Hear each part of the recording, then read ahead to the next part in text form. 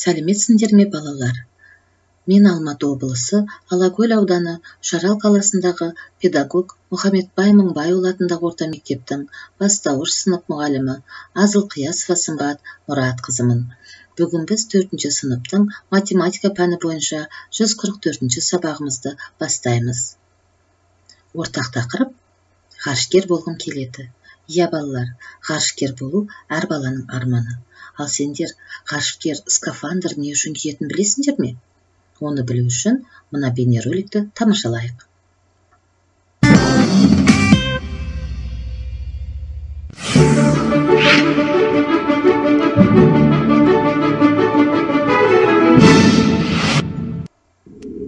Ғарышта адамдар өмір сүре алмайды. Онда өте ыстық немесе өте суық болады. Адамдардың тіршілік етуіне қажетті су, жылу, жарық, тіпті ауа да жоқ. Ал ғарыш кемесінің ішінде адамдардың жердегідей өмір сүруіне барлық жағдай жасалған. Алайда онда кез келген уақытта ақау пайда болуы немесе күтпеген апаттық жағдай орын алуы мүмкін. Мұндай кезде скафандрдың ішінде ауаның мол қоры бар. Ол ғарышкерді ыстықтан, суықтан және шұғыл өзгерістерден қорғайды. Онымен тіпті ашық ғарышқа шығуға болады. Ал ғарышкер кемеден тым алыстап кетсе, жолдастарымен кез келген уақытта радио байланыс арқылы хабарласа алады. Жақсы балалар, скафандр не үшін қажет екенін білдік. Ал ғарышкер болу үшін біз не істеуіміз керекпіз? Әрине, ең бірінші сабағымызды жақсы оқуымыз керекпіз. Олай болса, сабағымызды жалғастырайық. Бүгінгі сабағымыздың тақырыбы есептеудің және есептер шығарудың тиімді тәсілдері. Сабақ мақсаты 3-4 амалмен орындалатын есептерді әртүрлі тәсілмен шығаруды, тиімді тәсілді анықтауды үйренеміз. Балалар, тиімді есептеу үшін біз көбейтудің 3 қасиетін пайдаланамыз. Мысалы, әртүрлі тәсілмен есепте саған амалдардың қандай қасиеттері көмектесті? Тіктөртбұрыштың ауданын тап. Бізге тіктөртбұрыш берілді. Ұзындығы 8 см, ені 3 см. Оның ауданын табу үшін не істейміз? Ұзындығы мен енін көбейтеміз. 8 пен 3-тің көбейтіндісі 24 см квадрат болады. Немесе ені мен ұзындығын көбейтуге болады. Ол дегеніміз 3 көбейту 8 деп алсақ. Себебі көбейткіштердің орнын ауыстырғанмен көбейтіндінің мәні өзгермейді. Ол көбейтудің ауыстырымдылық қасиеті. Келесі. Үлкен тіктөртбұрыштың ауданын тап. Бізге балалар міне 2 тіктөртбұрыш берілді. Біреуінің ұзындығы 5 см, екіншісінің ұзындығы 3 см, ені 2 см. Үлкен тіктөртбұрыштың ауданын табу үшін 2 тіктөртбұрыштың қабырғаларын қосып, оны еніне көбейтеміз. 5 пен 3-тің қосындысын 2-ге көбейту тең болады 16 см квадрат, балалар. Немесе бұны былай да жазуға болады. 5 пен 2-нің көбейтіндісіне 3 пен 2-нің көбейтіндісін қосамыз. Тең болады 16 см квадрат. Қосындыны санға көбейту үшін әр қосылғышты сол санға көбейтіп, одан шыққан мәндерін қосуға болады. Яғни бұл дегеніміз әр тіктөртбұрышты бөлек-бөлек ауданын тауып, бір-біріне қосамыз. Бұны балалар көбейтудің үлестірімділік қасиеті дейді. Келесі. Қораптың көлемін тап. Бізге қорап берілді. Ұзындығы 8 см, ені 4 см, биіктігі 6 см. Оның көлемін табу үшін қабырғаларын бір-біріне көбейтеміз.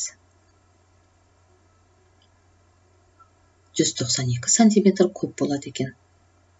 Бұны немесе 8 пен 4-тің көбейтіндісін 6-ға көбейту деп те жазуға болады. Тең болады 192 см куб.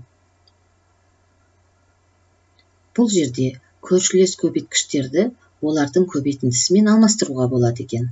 Мұны балалар көбейтудің терімділік қасиеті дейміз.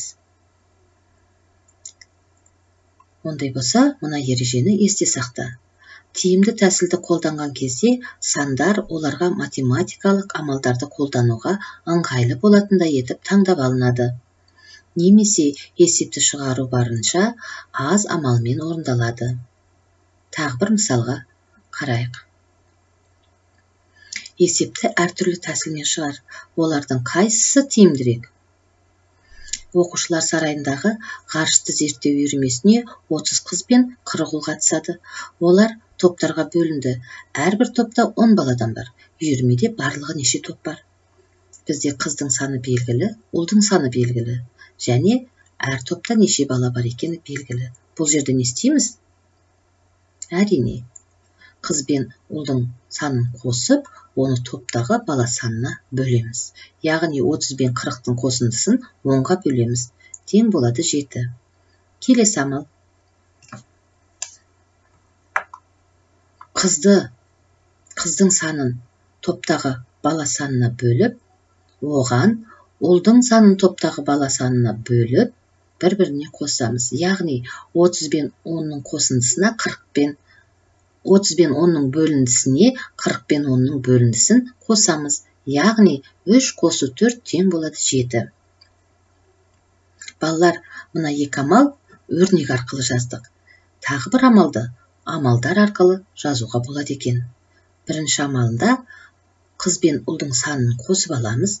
Ол дегеніміз 30 қосу 40 тең болады 70. Екінші амалында 70-ті 10-ға бөлеміз. Тең болады 7. Міне балалар. Жауабы үйірмеде барлығы 7 топ бар екен.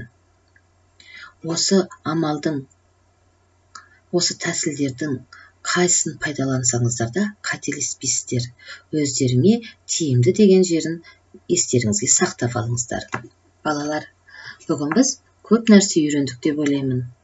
Шаршаған шығарсыздар. Енді сергіп, әлимен аяға қосылып, ән шырқап алайық.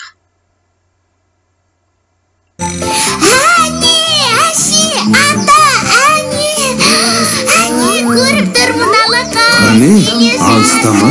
Келесі, әлиміз келе жатыр. Ғарышкер келе жатыр. Нағыз батыр деген осы. Ерекенсің. Құлдарым, бұлттың ар жағында не бар екен, Ая, мен саған айтсам, сенбессің. Ал айтсам.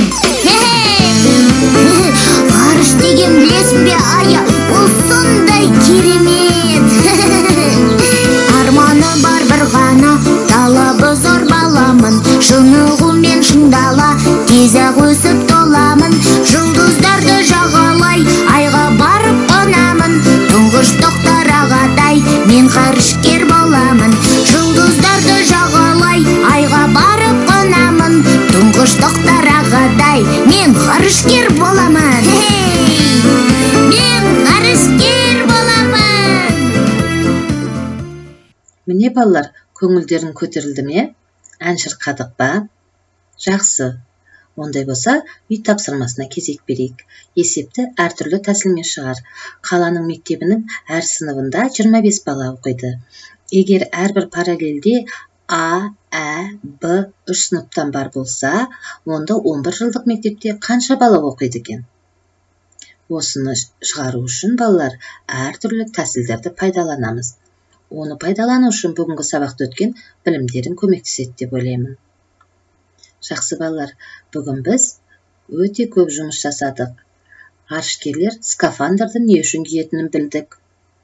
Есептердің тиімді тәсілдерін үйрендік. Және әлимен аяға қосылып ән шырқадық. Бүгінгі сабақ сендер үшін өте көңілді болды деп ойлаймын. Олай болса, бүгінгі сабағымызды тәмамдайық.